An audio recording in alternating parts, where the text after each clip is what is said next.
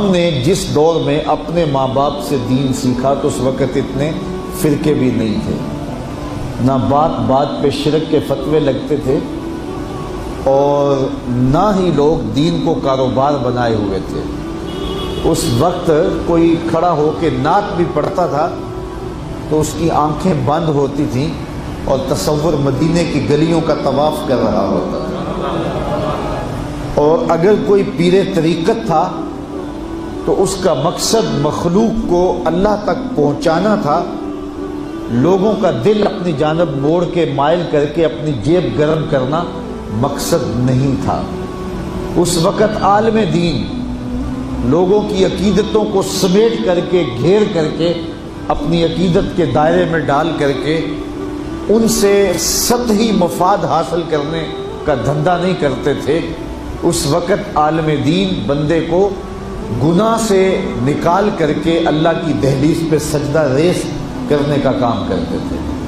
اور آج ہم دیکھتے ہیں کہ فرقہ پرستوں نے اسلام کو توڑ کے رکھ دیا، اور جو لوگ بیچارے اللہ کے حضور سجدہ ریز ہوتے ہیں ان پر شرک کے اور بدعت کے فتوے لگا کر کے ان کو اسلام سے بدزن کرنے کی کوشش کی، اور نعت خوانیاں ایک بہت بڑا کاروبار بن گیا، اور پیری مریدی ایک بہت بڑا دھندا بن گیا۔ تو اس دور کے اندر اپنی اولاد کو سنبھالنا، وہ طرح طرح کے سوال کرتی ہے، پوچھتی ہے، تو پھر ان کو دین پر مطمئن رکھنا اتنا آسان کام نہیں ہے۔ ہمارے والدین نے ہماری تربیت کی تو ان کے لیے قدرے آسان تھا، لیکن ہمارے لیے اپنی اولاد کو سنبھالنا اور دین کی راہ پر ڈالنا قدرے مشکل ہے۔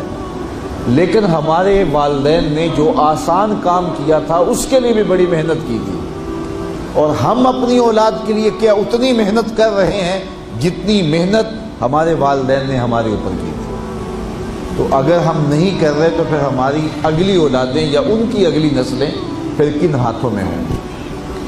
تو اس لیے ہمیں خاص طور پہ سوچنا چاہیے۔ میں نے قرآن مجید کی جو آیت کریمہ پڑھی ہے اس میں ارشاد فرمایا، اپنے آپ کو اور اپنی اولاد کو دوزخ کی آگ سے بچا لو جس کا ایندھن انسان اور پتھر ہے۔ تو مجھے اور آپ کو اپنی اولاد کی حفاظت کرنی چاہیے۔ بعض اوقات ہم وطن چھوڑ کے یہاں آتے ہیں اس لیے کہ ہماری اولادوں کا مستقبل ٹھیک ہو جائے۔ ہم خود پردیس کاٹ لیتے ہیں، تنہائیاں کاٹ لیتے ہیں، اذیتوں سے گزر جاتے ہیں، لیکن اولاد راہ مستقیم سے بھٹک جاتی ہے۔ تو ہم نے ان کی دنیا کی زندگی کی تو سنوار دی، لیکن جو حقیقی ابدی اور سرمدی زندگی ہے جو کبھی ختم ہونے والی نہیں ہے تو وہ برباد ہوگی۔ تو ہم نے اپنی اولاد کا بھلا نہیں کیا ہے، اپنی اولاد کا نقصان کیا۔ تو ہمیں چاہیے کہ ہم اپنی اولادوں کی حفاظت کریں، اور اولادوں کی حفاظت کیا ہے؟ ان کے اخلاق اچھے ہوں، ان کا کردار خوبصورت ہو، ان کے دین کی حفاظت ہو، اور وہ ایک صالح، سچے اور کھرے مسلمان کے صورت اپنی زندگی گزارنے کی مشق کریں، اور اس کا عملی نتیجہ ہماری آنکھوں کے سامنے ہو۔ میرے حضور نے ارشاد فرمایا کہ اپنی اولادوں کو 3 چیزیں سکھاؤ۔ پہلی چیز حب نبیکم، اپنی اولاد کو نبی کریم علیہ السلام کا پیار سکھاؤ۔ دوسری چیز وحب اہل بیت ہی، اور حضور کے اہل بیت کا پیار سکھاؤ۔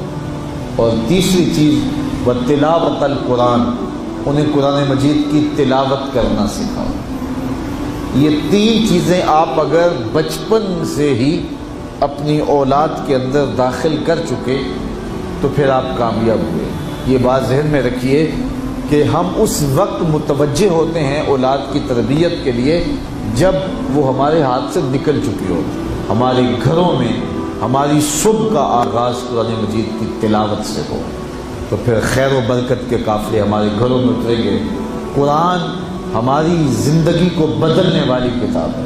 جب ہمارا ربط اس کتاب سے ہو جائے گا، پختہ تعلق اس کتاب سے قائم ہو جائے گا، تو پھر زمانے کی تیز آندھیاں بھی ہمارے پائے استقلال میں لغزش نہیں لا سکتی ہیں، نہ ہمارے عقائد میں خرابی آ سکتی ہے، نہ ہمارے عمل میں کمزوری آ سکتی ہے۔ اس لیے ہمیں معمول کے طور پہ قرآن مجید کو اپنی زندگیوں میں شامل کرنا چاہیے اور اپنی اولاد کو اس کا خوگر بنانا چاہیے۔ ایک زمانہ تھا کہ ہر گھر میں صبح کو قرآن کھلتا تھا، اور آج وہ دور ہم سے چھوٹتا چلا جا رہا ہے۔ صبح کے وقت موبائل تو کھلتے ہیں لیکن قرآن نہیں کھلتا، جس کا نتیجہ کیا؟ آج بے برکتیوں کے ڈیرے ہیں۔ کثرت مال کے باوجود بھی ہم بے برکتی کی بات کرتے ہیں، اس لیے کہ ہمارے گھروں میں قرآن مجید کا چراغاں نہیں۔